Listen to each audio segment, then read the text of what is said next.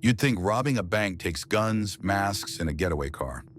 But what if I told you the world's biggest bank heist started with a single email and the thief never left his chair? This is the story of Carbanak, the billion-dollar cyber gang that turned banks into puppets and vanished like ghosts. Banks around the globe are bleeding millions of dollars, yet there's no sign of a break-in. No blown vaults or masked burglars, just money vanishing. One day, ATM machines in cities half a world apart suddenly start spitting out cash in broad daylight, with no card or person operating them. By the time stunned passers-by or bank guards realize what's happening, the cash is gone, scooped up by mysterious money mules who disappear into the crowd. At bank headquarters, managers find accounts inexplicably drained, or even see phantom funds appear and then move out again. Balances vanish without a trace, as if a ghost slipped into the system and walked out with piles of money. Investigators are baffled. All the alarms and defenses of modern banks, encrypted systems, security cameras, armed guards, show nothing unusual. It's as if these banks are robbing themselves. But soon, cybersecurity experts uncover a pattern. These aren't random glitches or isolated incidents. It's a coordinated global heist. Over 100 financial institutions, from New York to Hong Kong, have been hit by an invisible thief. In total, around $1 billion in funds is missing, siphoned off over the course of a few years. And finally, a name emerges from the digital shadows: Carbanak. This isn't a lone hacker, but a multinational gang of cybercriminals from Russia, Ukraine, and China, among other places. They would soon be known as perhaps the most audacious and sophisticated bank heist crew in modern history. Unlike typical cyber thieves, Carbanak didn't bother with customers' credit cards or personal accounts. They hacked the banks themselves. In a chilling new form of digital robbery, these criminals effectively became phantom insiders, operating within bank networks and making millions vanish without a single traditional holdup. How does one steal $1 billion without ever setting foot in a vault? Carbanak's weapon of choice was not a gun or a bomb, but a deceptively simple email. Their operatives sent out tailored spear phishing emails to bank staff, messages camouflaged as routine communications, perhaps an internal memo, a software update, or even a job application with a resume attached. These emails were booby-trapped. A single click on an attachment secretly ran malicious code. The unsuspecting employee's computer would become the gateway. Through that one compromised PC, the Carbanak hackers slipped into the bank's network undetected. Once inside, the criminals moved with patient stealth.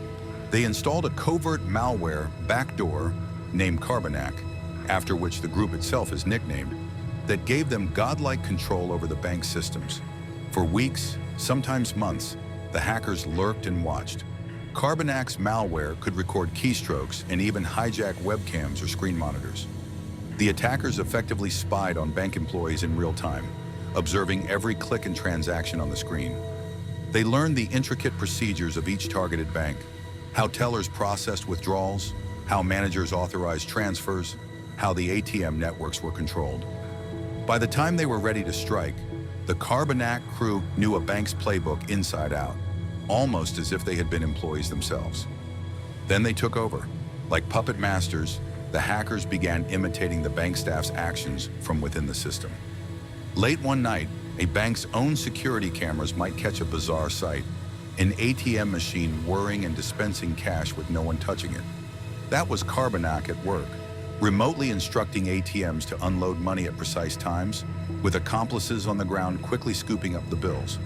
In other cases, they logged into money transfer systems and raised account balances, creating money out of thin air, then promptly the extra funds out to accounts under their control.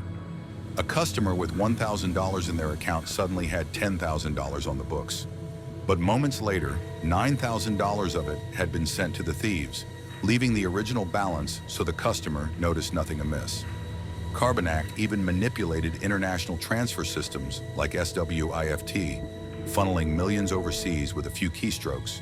No guns, no masks, no trips to the bank. The criminals carried out these heists from behind computer screens, making tens of millions of dollars disappear in each operation. In total, over 100 banks in some 40 countries were infiltrated using this digital arsenal. The thieves operated with surgical precision, launching a new era of cybercrime where a single infected email could snowball into a multi-million-dollar robbery. It was a heist unlike any seen before, code in place of getaway cars and malware in place of guns.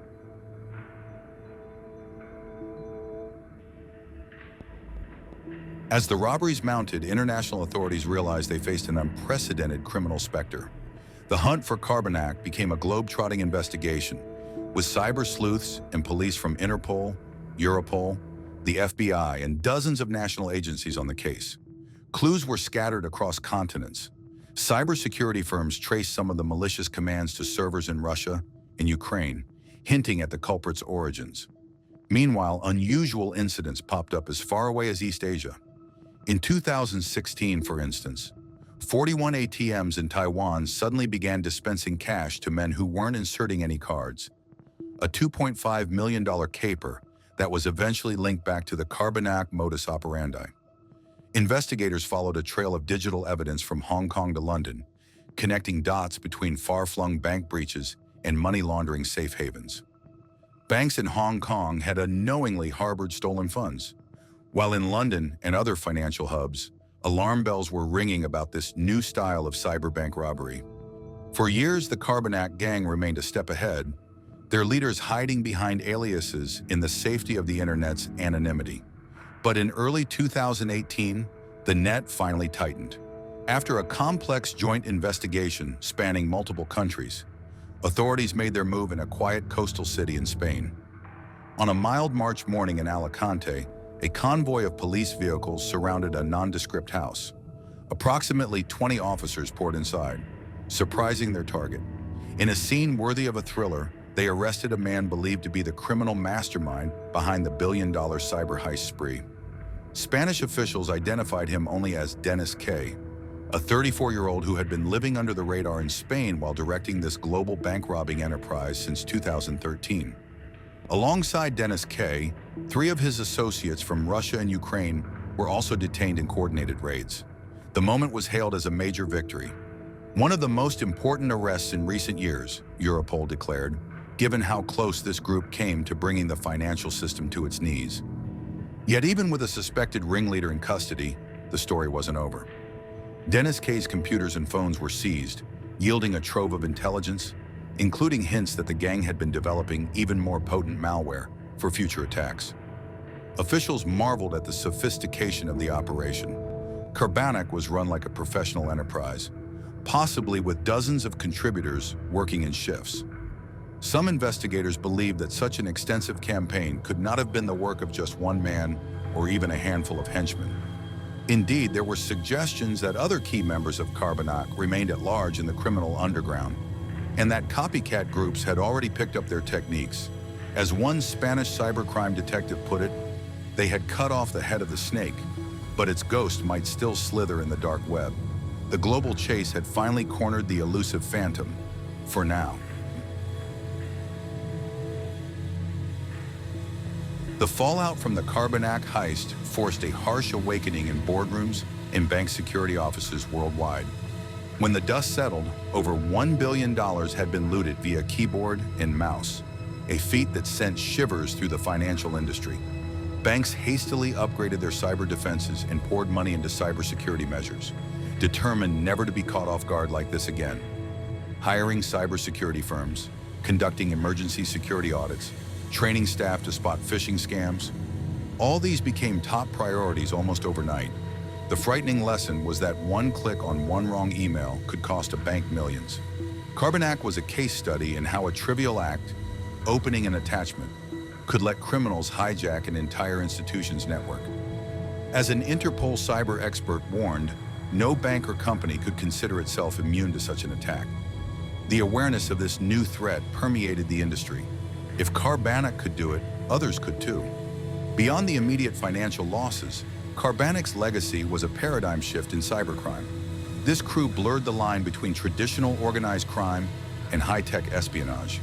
They combined the underworld's muscle with the hacker world's skill, In fact, investigations revealed that Carbanak had colluded with organized crime groups, basically hiring mafias to handle the dirty work of retrieving cash from ATMs and laundering money.